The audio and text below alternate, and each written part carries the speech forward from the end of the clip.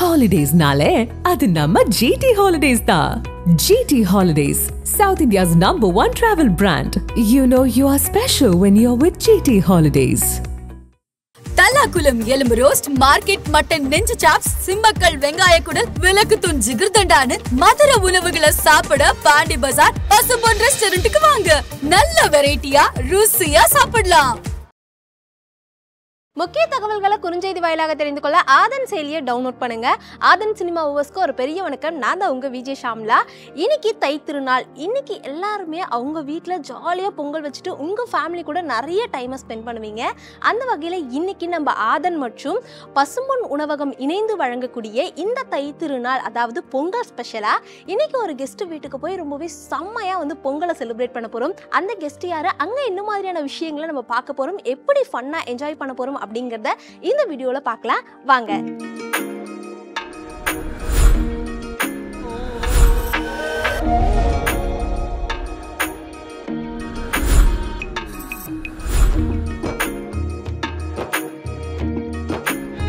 ஆதன் cinema கூட ரொம்பவே பெருமையா பசும்பொன் ரெஸ்டாரண்ட்டும் சேர்ந்து இந்த பொங்கலை வந்து நம்ம ரொம்பவே அழகா செலிப்ரேட் பண்ண போறோம்.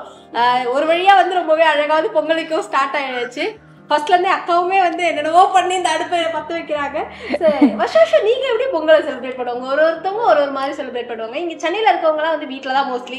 நீங்க எங்க செலிப்ரேட் பண்ணுவீங்க? ஃபர்ஸ்ட் நமக்கு விவரம் தெரிஞ்சு எல்லாருக்குமே ஒரு பொங்கல் ஸ்பெஷலான பொங்கலா இருக்கும். அந்த மாதிரி உங்களுக்கு ஸ்பெஷல் பொங்கல்? எனக்கு வந்து 2013 மேரேஜ் ஆனதுக்கு அப்போ அது முதல் பொங்கல். 2012 லாஸ்ட்டாக தான் கல்யாணம் நடந்தது. 2013 அதுக்கு முன்னால் பேச்சுலர் லைஃப் மெட்ராஸில். நீங்கள் காதல் படத்தில் பார்த்த மாதிரி அது பேச்சுலர் லைஃபு.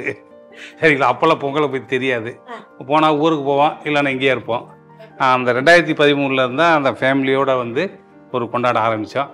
அது இன்றைக்கோட இது 13வது வருஷம். அது கல்யாணம் 13 வருஷம் ஆச்சு. ஓகே, 2013வது வருஷம்.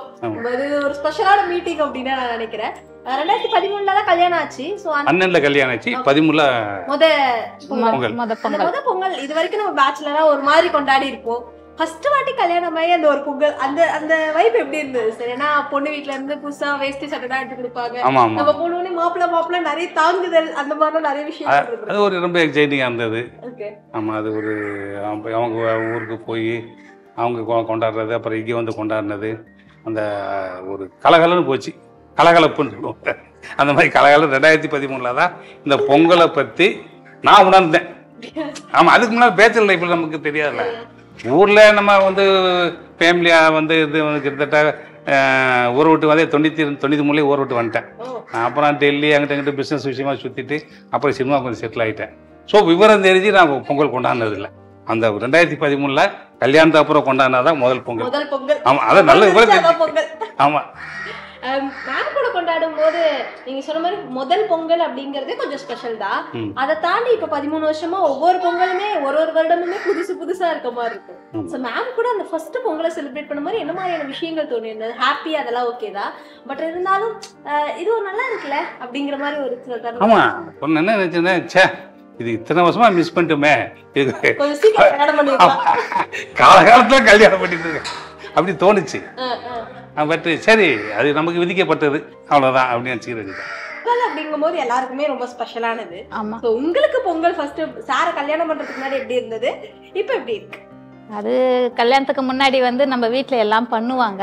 அவங்க கூட அவங்க பண்றத நம்ம பொங்கல் எடுத்து சாப்பிட்டு ஜாலியா அப்படியே போயிடும். அது மேரேஜுக்கு அப்புறம் நம்ம தான் வைக்கணும்னு சொல்லும் போது அது ஒரு புது எக்ஸ்பீரியன்ஸ் வந்து எப்படி வருமோ, இனிப்பு இருக்குமோ, எப்படி செய்யணும்ன்றது அப்பதான் தான் நம்ம பழகிக்கிறோம். பட் பழகினதுனால இன்னைக்கு நம்மளே அது ஒரு ஹாப்பி தான். பொங்கல் நம்ம வைக்க போறோம், நல்லா அலங்காரம் பண்ணிக்கிட்டு கோவில் மாதிரி செஞ்சு அதை பண்ணப்போ ஒரு ஹாப்பி தான் அது. நீங்க சார் கூட ஃபர்ஸ்ட் பொங்கல் செலிப்ரேட் பண்ணும்போது உங்களுக்கு என்ன மாதிரியான விஷயங்கள் தோணி இருந்தது? அது ஒரு ஜாலியான இதுதான். புது ட்ரெஸ் எடுத்துக்கிட்டு பொங்கல் செலிப்ரேட் பண்ணிட்டு அந்த 5 டேஸும் நம்மளுக்கு தீபாவளி வந்தா ஒரு நாள் தான் தீபாவளி, மறுநாள் போயிடும் தீபாவளி. ஆனா பொங்கல் வந்தாக்கா அந்த 5 நாளும் நம்மளுக்கு ஜாலியா இருக்கும். மாட்டு பொங்கலா வெளியில போகலாம், அந்த மாதிரி ஒவ்வொரு நாளும் ஒவ்வொரு அந்த 5 டேஸ் ஹாப்பியான பொங்கல்.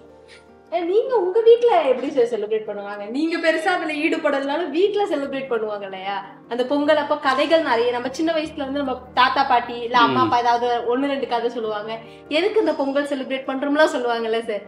சோ அதை பத்தி அதுதான் அதில் வந்து இப்போ நான் அதிகமாக வீட்டில் இருந்ததில்லை. அப்போ அவுட் ஆஃப் ஸ்டேஷன் அப்படியே இப்படி ரவுண்ட் அடிச்சுட்டு இருந்ததுனால எனக்கு அது ஒரு பெரிய அளவில் எனக்கு அதில் ஈடுபாடு இல்லை. பட் நான் கொஞ்சம் விவரம் தெரியாப்போ அப்பா இறந்துட்டார். அம்மாவுக்கு வந்து அவ்வளவு வந்து இந்த பொங்கலை பற்றி தெரியற அளவுக்கு அம்மாவுக்கு நாலேஜ் இல்லை. ஸோ அதனால் அதை பற்றி ஒரு பெருசாக தெரியாது. மேரேஜுக்கு அப்புறம் தான் இந்த பொங்கலை பற்றி நல்லா தெரிஞ்சுக்கிட்டது. இப்போ மேரேஜ்க்கு அப்புறம் நிறைய விஷயங்கள் பேசியிருந்தாலும் குழந்தைங்க பிறந்த பிறகு இன்னும் கொஞ்சம் ஸ்பெஷல் பொங்கல். ஆமா, என்ன ஸ்பெஷல் பொங்கல். அந்த தம்பி பிறந்த வருஷம் பொங்கல் அது எப்படி இருந்தது? அவன் 2013 செப்டம்பர்ல பிறந்தான். 2014 தான் அந்த குழந்தையோட முதல் பொங்கல். கொண்டாடும் போதே முதல் பொங்கல் நேர குழந்தையோட. ஆமா 13 இல்ல 2013 14 தான் முதல் பொங்கல். ஆமா 2000 ஃபர்ஸ்ட் பொங்கல் நாங்க பிறந்தோம். ரெண்டாவது பொங்கலுக்கு வந்து குழந்தை வந்துருச்சு. ஓகே, அந்த தருணம் எப்படி இருந்தது? இது வரைக்கும் நம்ம பேச்சுலரா கொண்டாடி இருப்போம், ஒரு ஹஸ்பண்டா கொண்டாடிட்டோம், இருந்தாலும் அப்பாவா கொண்டாடும் போது என்ன மாதிரியான விஷயங்கள்லாம் தோணி இருந்தது? இந்த இடத்துல இருந்து நமக்கு ஒரு பொறுப்பு வந்துருச்சு அந்த மாதிரி. ஆமா ஆமா நிச்சயமாக. அதாவது கல்யாணத்துல அப்புறமே ஒரு பெரிய பொறுப்பு வந்துச்சு. அதுக்கப்புறம் இப்போ ஒரு குழந்தைக்கு நம்ம ஒரு தகப்பனக ஸ்தானத்துக்கு வந்துட்டோம். அப்புறம் இன்னும் கூடுதல் பொறுப்பு வந்துருச்சு. இன்னும் வந்து நம்ம நிறையா வந்து பசங்களுக்கு இன்னும் சேர்த்து வைக்கணும், இன்னும் நம்ம உடம்பை பாதுகாக்கணும், பசங்களை நல்லா படிக்க வைக்கணும். அந்த ஆர்வங்கள் எக்ஸைட் எல்லாமே வந்து ஒவ்வொரு வருஷம் அது கூட்டிகிட்டே தான் போகுது. அதுக்கடுத்து பார்த்தீங்கன்னா 2014 இன்னொரு பையன் பிறந்துட்டான். இப்போ இன்னும் கூடுதல் பொறுப்பாயிடுச்சு. ஸோ அப்படியே வந்து ஏஜ் ஆக ஆக வருஷம் கூட கூட பொறுப்புகள் கூட்டிகிட்டு தான் இருக்கு.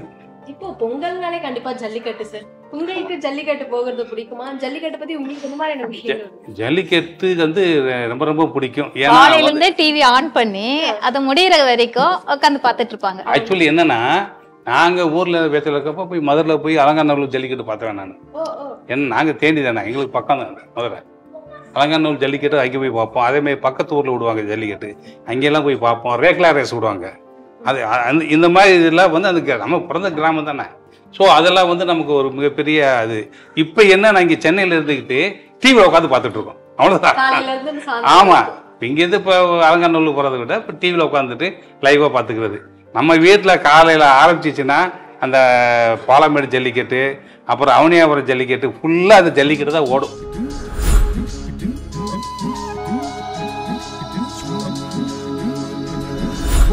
பொங்கலோ பொங்கல், தை பொங்கல், பொங்கலோ பொங்கல், பொங்கும் பொங்கல், பொங்கலோ பொங்கல்.